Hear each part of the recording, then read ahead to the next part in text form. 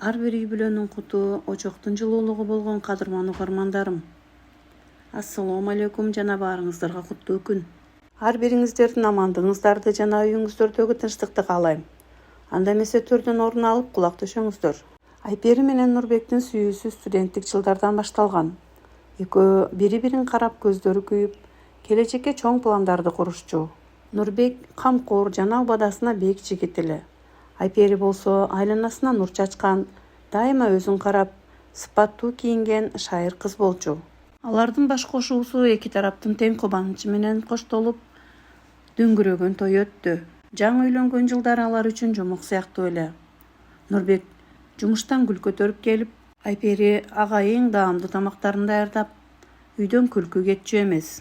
Бирок убакыт өтүп, жаш үй бүлөдө эң чоң үмүт балалуу болуу каалоосу пайда болду.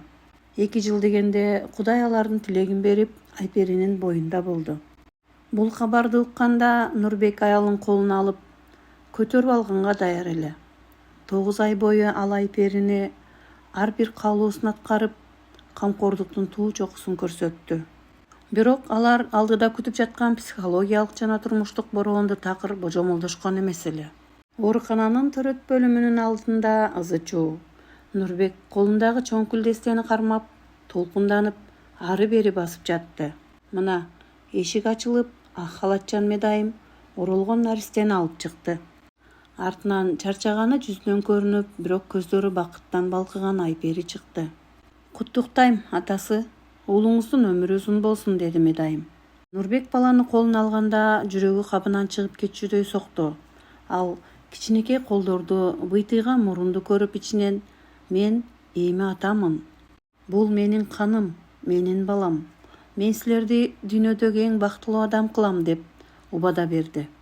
Үйгө келгенде аларды туугандары тосуп алып, каалоо тилектер айтылып, баары шаңдуу өттү.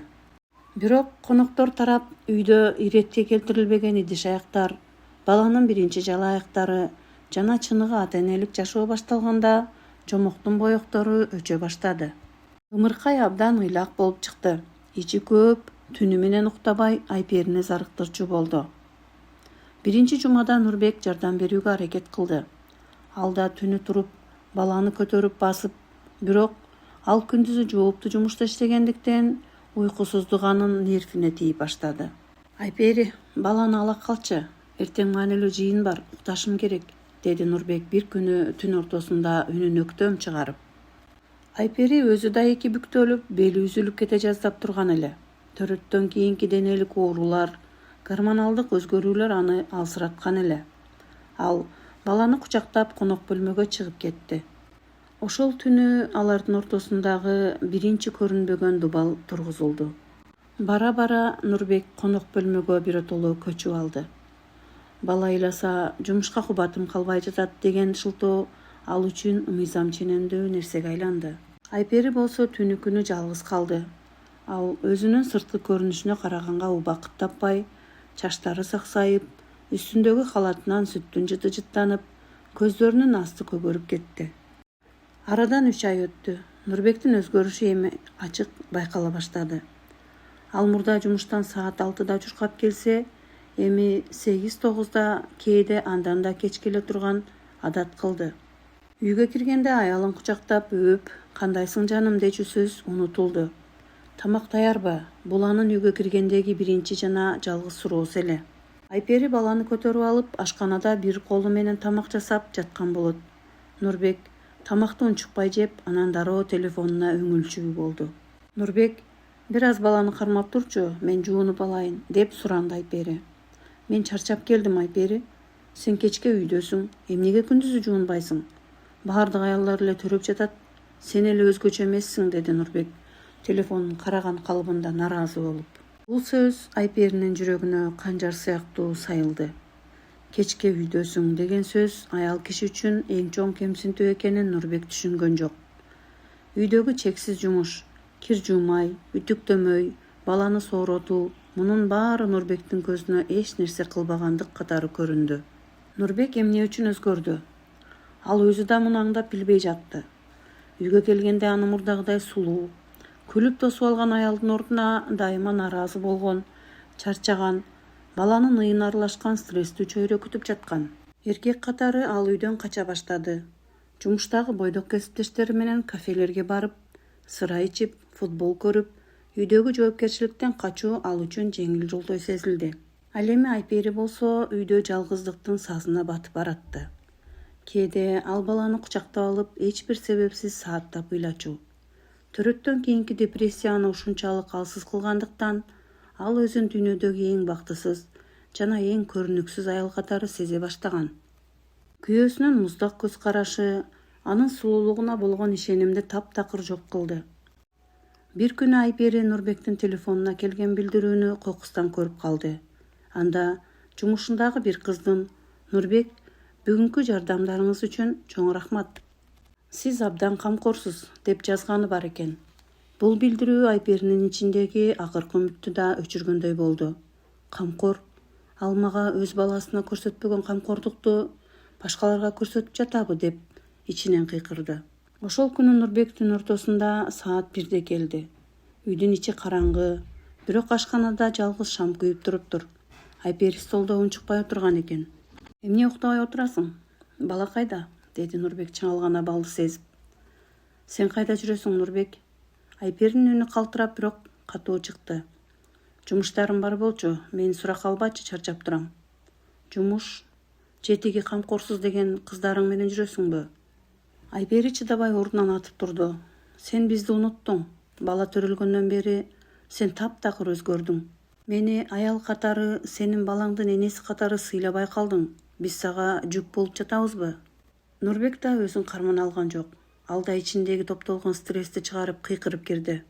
"Ооба, өзгөрдүм. Анткени бул үйдөн береке кетти. Сен өзүңдү карабай калдың. Дайыма нараазысың, дайыма ыйлайсың. Мен үйгө эс алганы келемби, же сенин дооматтарыңды укканы келемби? Мурунку шайыр Айпери кайда? Сен үйдү тозок айланттың." Бул сөздөрдөн кийин Айпери туруп, унчукпай бөлмөсүнө кирип кетти. Ал ошол түнү чечим кабыл алды. Жоопкерчиликти сезбеген, кыйынчылыкта качып кеткен эркек менен өмүр сүрүү мүмкүн эмес экенин түшүндү. Эртеси эрте менен Нурбек ойгонгондо үйдүн ичи кулак тундурган тынчтыкта калган экен. Ал ашканага кирсе, столдун үстүндө анын нике шакеги жана кыска кат жатыптыр. "Нурбек, мен төрөгөндөн кийин сен мага жөлөк боло алган жоксуң. Мен өзүмдү гана эмес, сени да жоготуп жатам. Сени үйдөгү тозокко калтыргым келбейт. Мен баламды алып төркүнүмө кеттим. Балким жалгыз калганда эмнени жоготконуңду түшүнөрсүң." Нурбек башында муну олуттуу кабыл алган жок. "Эч нерсе эмес, бир аз жүрүп өзү келет" деп ойлонду. Бир нече күн ал өзүн эркин сезип, достору менен каалаганча жүрдү. Бирок бир жума өткөндөн кийин үйдүн ичиндеги боштук аны кыса баштады. Үйү кирдеп, муздаткыч бош калды. Эң башкысы, жумуштан келгенде аны тосуп алчу эч ким жок эле. Ал кечкисин конок бөлмөдө отурганда кулагына баласынын ыйлаганы, Айперинин бешик ырнырдаганы угулгандай боло берди. Ал аялынын чарчаган жүзүн эстеди. "Мен эмне кылдым? Ал менин баламды төрөп, кыйналып жатса, мен аны колдогондун ордуна качып кеттимби?" деген ойлор анын аң сезимин жей баштады. Нурбек өзүнүн катасын, өзүмчүлдүгүн моюнга алды. Ал балалуу болуу бул бир гана аялдын милдети эмес, эки адамдын тең чоң жоопкерчилик экенин кеч болсо да түшүндү. Арадан 1 ай өттү. Бул убакыт ичинде Айпери өзүнө келип, ата-энесинин жанында бир аз эс алып, баласына кам көрүүнүн жаңы ыргагына көнүп калган эле. Ал мурдагыдай ыйлак эмес, чечкиндүү аялга айланган. Бир күнү кечинде Айперинин атасынын үйүнүн эшиги кагылды. Босогодо колуна чоң оюнчук жана Айпери жакшы көргөн роза гүлдөрүн көтөргөн Нурбек турат. Анын жүзү арыктап, көздөрүндө чоң өкүнүч бар эле. Айпери аны бөлмөгө киргизип, экөө жалгыз калышты. Нурбек тизелеп отуруп, Айперинин колдорун кармады. "Жаным, мени кечирчи, мен акмак экенмин. Силердин кадырыңарды, сенин мага кылган эмгегиңди эми түшүндүм. Бала төрөлгөндө мен коркуп кеттим, жоопкерчиликтен качтым. Бирок силерсиз менин жашоомдун эч кандай мааниси жок экен. Мага кайрадан бир мүмкүнчүлүк берчи. Мен сени да, баламды да эч качан жалгыз калтырбайм. Мен өзгөрөм, убада берем. Айпери күйөөсүнүн көздөрүнөн чын жүрөктөн чыккан өкүнүчтү көрдү. Ал дагы деле Нурбекти сүйөрүн, баласынын атасы менен бирге өсүшүн кааларын билчү. Бирок бул жолу ал шарт койду. Нурбек, мен сени кечирем. Бирок жашоо мурдагыдай болбойт. Биз баарын бирге жасайбыз. Бала жалгыз меники эмес. Сен ата катары милдетиңди аткарышың керек. Эгер кайрадан муздактык башталса, мен экинчи кайрылып келбейм. Нурбек башын ийкеп, аялын жана бешиктеги уулун кучагына кысты. Бул жолу анын кучагы мурдагыдан да бекем, мурдагыдан да жылуу эле. Бул окуя турмуштун ачуу, бирок таттуу сабагы. Баланын төрөлүшү бул үй бүлө үчүн бир гана бакыт эмес, ошону менен бирге чоң сыноо. Бул сыноодон өтүү үчүн жубайларга биринчи кезекте сабырдуулук, бири-бирин уга билүү жана эң башкысы ачык сүйлөшүү керек. Ката кетирүү оңой, бирок аны моюнга алып мамилени сактап калуу чыныгы эртик. Бул терең маанилүү чыгарма сизге жакты жана жүрөгүңүздөн түнөк тапты деп ишенем. Ар бир үй бүлөдө ынтымак, сүйүү жана түшүнүүчүлүк өкүм сүрө берсин. Кымбаттуу угармандарым, уккандарыңыздар үчүн чоң рахмат. Кийинки чыгармаларда жолугушканга чейин сак саламатта калыңыздар.